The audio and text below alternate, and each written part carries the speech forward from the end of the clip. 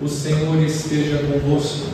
Ele está no meio de nós. Proclamação do Evangelho de Jesus Cristo, segundo São Mateus. Glória a vós, Senhor. Naquele tempo, Jesus disse aos seus discípulos: a vinda do Filho do Homem será como no tempo de Noé. Pois nos dias antes do dilúvio, todos comiam e bebiam, casavam-se e davam-se em casamento, até o dia em que Noé entrou na arca. E eles nada perceberam, até que veio o dilúvio e arrastou a todos. Assim acontecerá também na vinda do Filho do Homem. 2 homens estarão trabalhando no campo. Um será levado e o outro será deixado. 2 mulheres estarão moendo no moinho. Uma será levada e a outra será deixada. Portanto, ficai atentos, porque não sabeis em que dia virá o Senhor. Compreendendo isso? Se o dono da casa soubesse a que horas viria o ladrão, certamente vigiaria e não deixaria que a sua casa fosse arrombada. Por isso também vós ficai preparados, porque na hora em que menos pensais, o Filho do Homem virá. Palavra da salvação. Glória a vós, Senhor.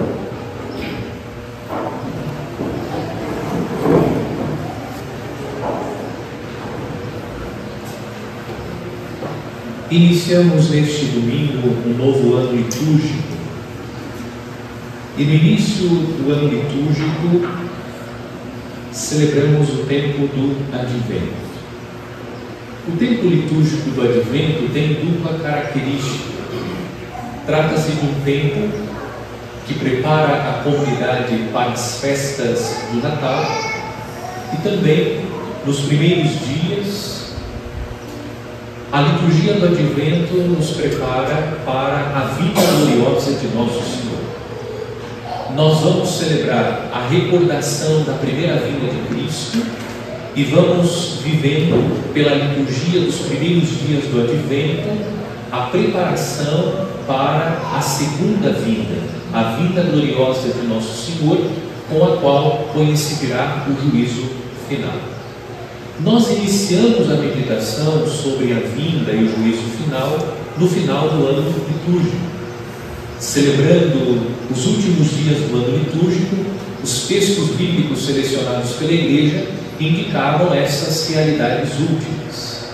E nós fomos advertidos acerca do reinado de Cristo, que Cristo deve reinar em nós, reinar na mente, reinar no coração.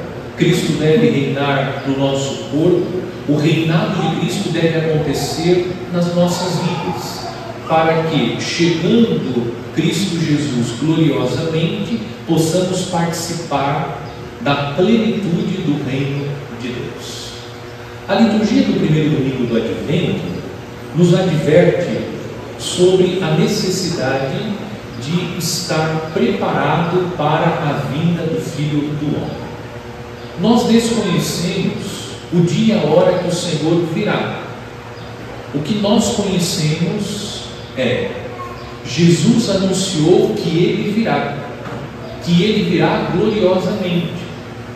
Inclusive, na última semana do ano litúrgico, precisamente na sexta-feira, nosso Senhor disse: as minhas palavras não passarão. Isso revela que a palavra de Jesus, ela se cumprirá. É uma verdade de fé. Nós estamos vivendo a expectativa da vinda gloriosa de Cristo. Desconhecendo o dia e a hora que Cristo voltará, a Igreja, através da liturgia do Advento, sobretudo, conclama os cristãos a viverem a preparação para que nós não sejamos surpreendidos. O Advento é esse tempo favorável à preparação. O Advento nos exorta que Cristo virá e precisamos estar preparados para esse encontro com o nosso Senhor. É muito ruim quando você é surpreendido pela visita. Não pela visita em si, mas porque você não estava preparado. A sua casa está desorganizada, a despensa está vazia, você está mal vestido, você não esperava a visita, mas de repente a campainha toca e, para sua surpresa, aquela visita agradável, contudo, você desconhecia a chegada daquela visita naquela hora. Você foi surpreendido. Isso causa um constrangimento, porque a visita entra e encontra a casa desarrumada, você mal vestido, a despensa está vazia, você fica profundamente constrangido, porque gostaria de acolher a visita como ela merece ser acolhida. Essa reflexão nós precisamos fazer em relação à visita das visitas, a visita que o Senhor fará a cada um de nós. É necessário que nós, para não passar por esse constrangimento, estejamos preparados. E a liturgia deste domingo nos exorta sobre o perigo das distrações.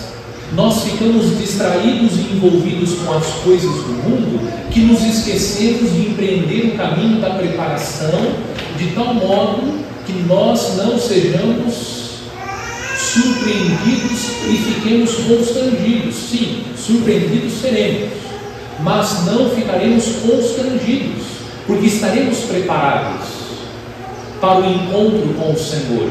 Assim como nos sentimos constrangidos quando a visita chega e a casa está mal arrumada, também nos sentiremos constrangidos diante do Senhor, porque não aproveitamos as oportunidades de salvação que Deus nos ofereceu. É necessário que nós lembremos que vamos prestar contas a Deus, que passaremos pelo juízo de Deus. Por isso precisamos estar preparados para prestar contas ao Senhor, contas da própria vida, contas de tudo aquilo que dele nós recebemos, buscar a nossa preparação. São Paulo, no texto da segunda leitura, está exortando a comunidade dos romanos, dizendo: já é hora de despertar. A cada dia que passa, nós estamos mais próximos do encontro com o Senhor. E é importante frisar que existem duas realidades sobre o encontro com o Senhor. A primeira realidade é essa expectativa que nós vivemos da vinda gloriosa de Cristo. Mas também existe uma segunda realidade.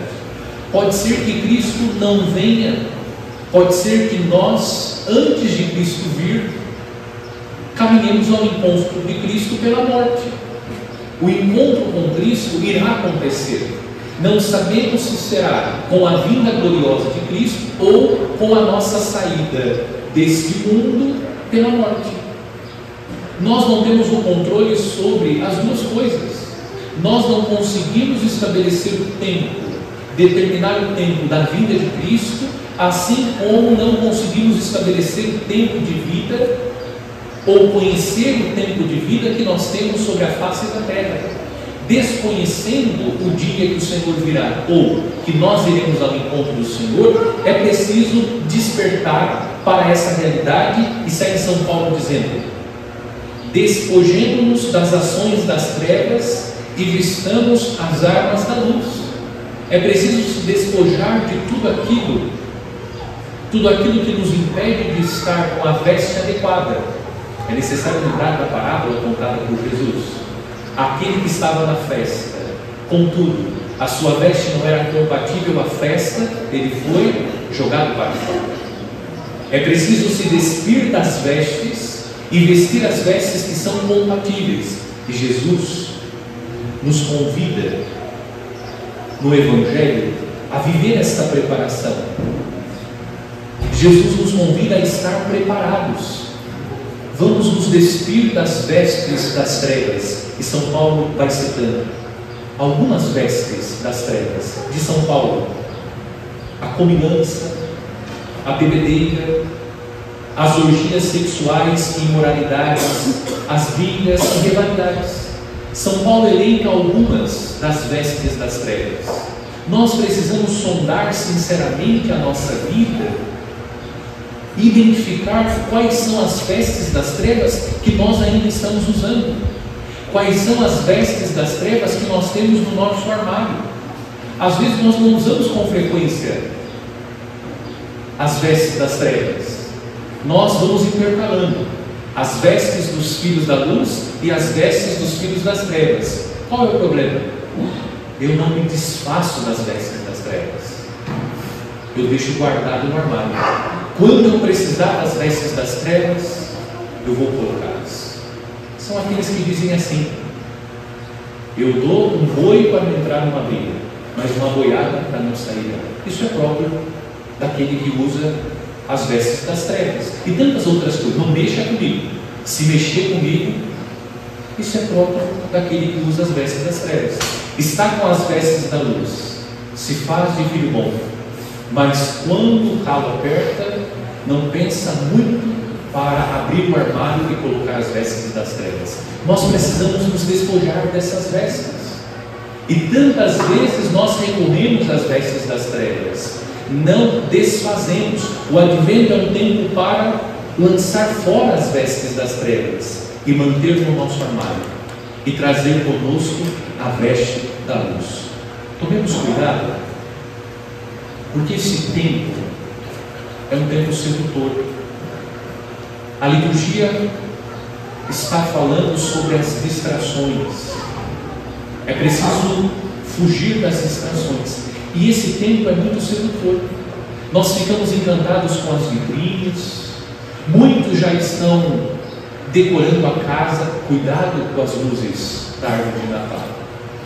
Cuidado com os enfeites da casa. Sabe o que acontece? Isso se torna uma distração. Quando nós não queremos olhar para a casa interior, nós passamos a olhar para a casa externa. E nós vamos enfeitando a casa, não como alguém que quer viver verdadeiramente o tempo de preparação para acolher com alegria o menino Jesus que chega no Natal. A decoração se torna uma distração, porque eu não quero olhar para a casa no meu coração. Eu me preocupo tanto com a roupa que vou usar no dia do Natal.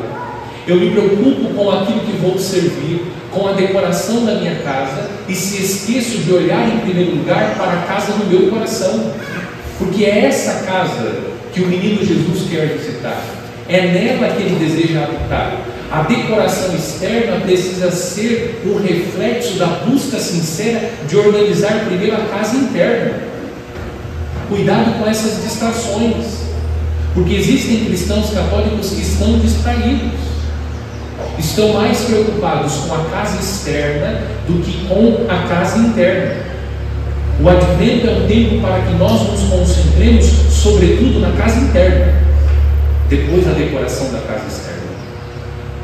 Primeiro é preciso se preparar para se aproximar do banquete da Eucaristia, depois da ceia natalina. Quantos trocam na noite de Natal o banquete da Eucaristia pela ceia? Não deu tempo de ir à missa. Por quê? Fiquei preparando a ceia. Que sentido tem comer a ceia de Natal com a sua família se antes você não se alimentou com o banquete da Santa Eucaristia? Porque a razão daquela ceia está aqui. O Verbo se faz carne em cada celebração da Santa Missa. Tomemos cuidado com as distrações. Antes de querer definir a roupa que você vai utilizar, os enfeites que você vai colocar, ou até já colocou.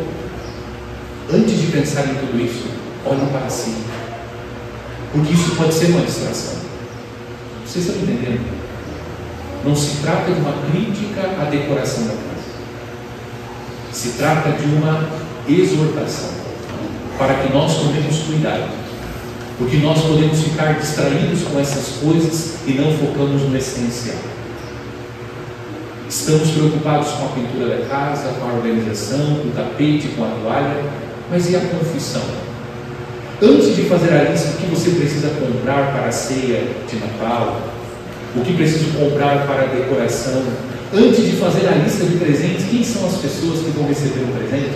Faça a primeira lista dos seus pecados. Essa é a primeira lista que nós deveríamos fazer, e buscar o sacerdote para a confissão. Essa é a melhor forma de se preparar para o Natal. Antes de entregar um presente, queira entregar o presente para aquele que de fato merece na noite de Natal o presente, que é Jesus. E esse presente que ele deseja é um coração puro, é um coração comprometido em viver como filho da luz e não como filho das trevas. Antes de fazer qualquer lista, faça a lista da sua vida. O que precisa ser mudado, o que precisa ser transformado, quais são os pecados que ainda não foram confessados, para que você esteja preparado, porque nós não temos o controle sobre o tempo.